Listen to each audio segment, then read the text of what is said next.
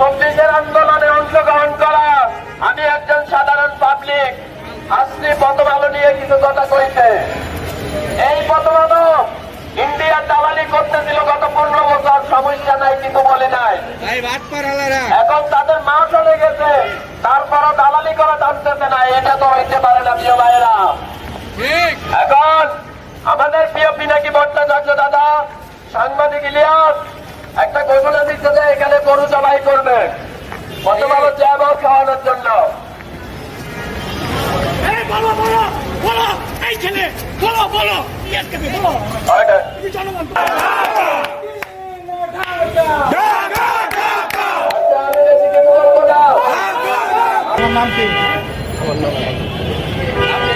আপনি একটু পিছিয়ে যান, সবাই আছে, আপনি পিছিয়ে যান।